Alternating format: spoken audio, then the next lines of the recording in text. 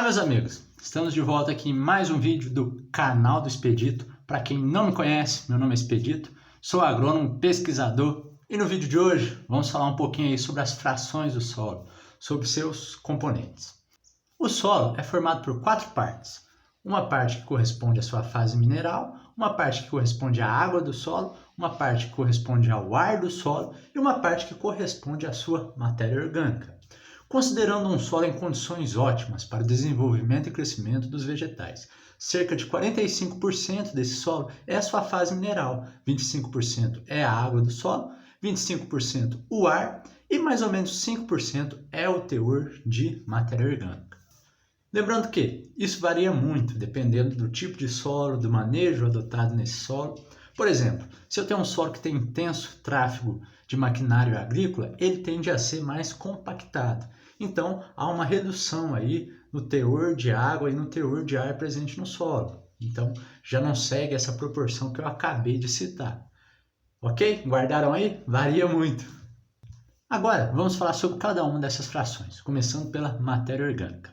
Considerando os solos das regiões tropicais, como é o caso aqui do Brasil, dificilmente você vai encontrar aí um solo com teores de matéria orgânica chegando a 5%. Por quê? Porque aqui, devido às altas temperaturas, ocorre elevada atividade dos micro-organismos decompositores de matéria orgânica.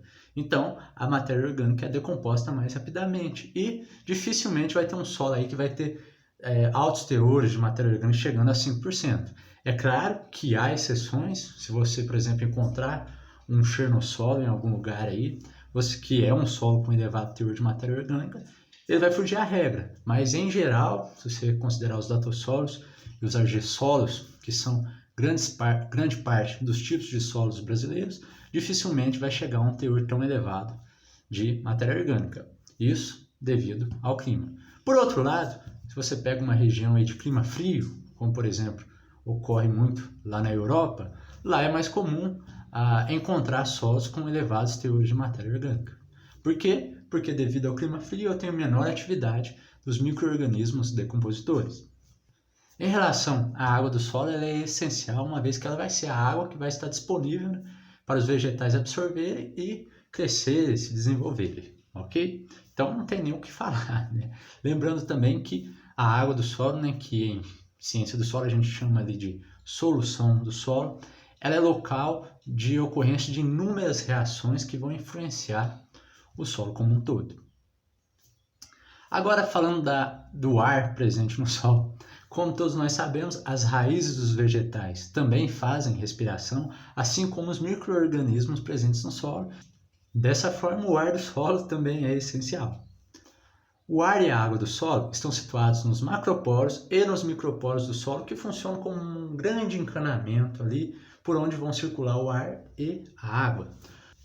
Poros de diâmetro maior são os macroporos e poros de diâmetro menor são os microporos. Considerando um solo em condição hídrica ideal, ou seja, ele não está nem encharcado, nem em uma condição de seca severa, os macroporos vão estar ocupados principalmente por ar e vão ser os responsáveis pela aeração do solo, ou seja, pela movimentação do ar no solo.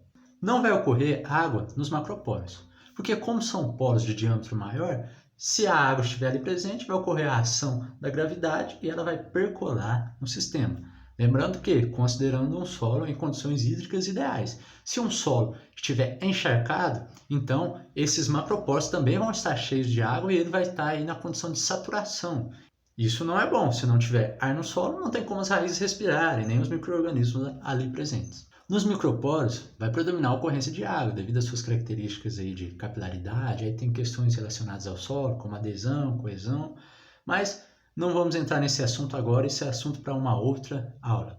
Então os macroporos e os microporos são essenciais aí para a saúde do solo e vão estar relacionados à movimentação do ar no solo, a sua aeração, assim como também a condutividade hidráulica do solo, ou seja, a capacidade de movimentação da água no solo. Uma curiosidade é que o ar presente no solo apresenta alto teor de gás carbônico, muito maior do que o teor presente na atmosfera. Numa explicação bem simplificada, isso ocorre porque ali no solo, né, acontece uma série de reações envolvendo a liberação de gás carbônico e o próprio solo é uma barreira física que impede a diluição, né, desse gás carbônico ali no solo, e por isso ele vai ficando mais concentrado, o que não acontece na atmosfera, né? Aqui é muito mais fácil de se diluir. Mas isso é uma explicação bem simplificada. Agora, vamos falar um pouquinho aí sobre a parte mineral do solo. Mas antes disso, a gente tem que abrir um parênteses e fazer uma pergunta. Afinal de contas, vocês sabem o que é um mineral? Um mineral ele é um composto químico natural com um arranjo ordenado de suas partículas primárias, que recebe o nome de estrutura cristalina. Ou seja, ele é um composto químico aí que apresenta um arranjamento característico dos seus íons aí na sua estrutura.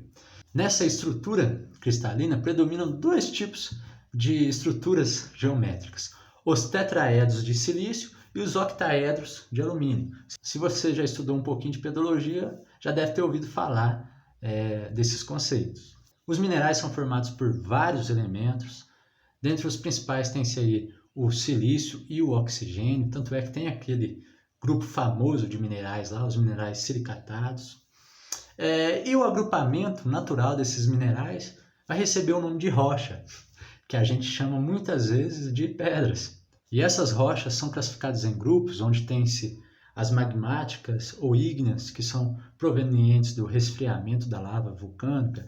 Aí tem as sedimentares, que como o próprio nome diz, são formadas a partir de sedimentos, de outras rochas. Tem-se as metamórficas, né, que são aquelas formadas sobre alta pressão e alta temperatura. Mas enfim, isso daí é tudo conhecimento básico lá da disciplina de pedologia. Eu não quero entrar muito no mérito desses assuntos, porque a função aqui do nosso pequeno curso é falar principalmente sobre solos, o solo propriamente dito. Mas é importante que vocês entendam esses conceitos aí de mineral e de rocha, que são o material parental do solo, ou seja, vão ser a partir do mineral e da rocha que vai dar origem à formação do solo. Lembrando que a parte mineral do solo é uma coisa e os minerais e rochas são outra coisa. Porque senão você pode pensar, olha só, eu tenho um mineral aqui, um quartzo do tamanho de um tijolo. Ah, isso daqui é solo. Não, isso daí não é solo. A gente pode usar um exemplo aí, que os minerais são como o trigo e o solo é como a farinha de trigo. Então, para originar aí a parte mineral do solo, vai ocorrer uma série de reações, uma série de transformações aí no material parental, né, que é o material que dá origem ao solo, no caso, os minerais e as rochas. Então, a parte mineral do solo é formada por uma série de minerais, tem-se minerais neoformados, tem-se argilominerais, como a caulinita, que é o argilo mineral mais abundante nos solos brasileiros, tem-se os óxidos de ferro, como a goetita e a hematita, tem-se os óxidos de alumínio, como a gibsita. Acho que o vídeo de hoje era só isso, só falar sobre as 4 frações do solo. É importante, como eu já citei lá no começo do vídeo, vocês lembrarem que o percentual de cada fração vai variar muito, dependendo do tipo de solo e da própria condição de cultivo. Além disso, é sempre bom memorizar esses conceitos básicos de pedologia, o que é um mineral, o que é uma rocha. Então eu recomendo a vocês que deem uma estudada nesses conceitos, dêem uma pesquisadinha aí no Google, porque isso é importante para você entender depois o conceito aí de formação do solo e os vários processos que ocorrem nesse recurso essencial. Ok? Espero que tenham gostado do vídeo de hoje. Qualquer dúvida, deixe aí nos comentários. Qualquer correção do vídeo, que você tenha um estudo mais recente ou tenha uma forma melhor de expressar o que eu falei, não deixe de deixar seu comentário, que ajuda quem está assistindo os vídeos aí a aprender mais ainda e a me corrigir também, a que meus vídeos se tornem melhores. E é isso, agradeço mais uma vez a atenção. Fiquem com Deus e até o próximo vídeo.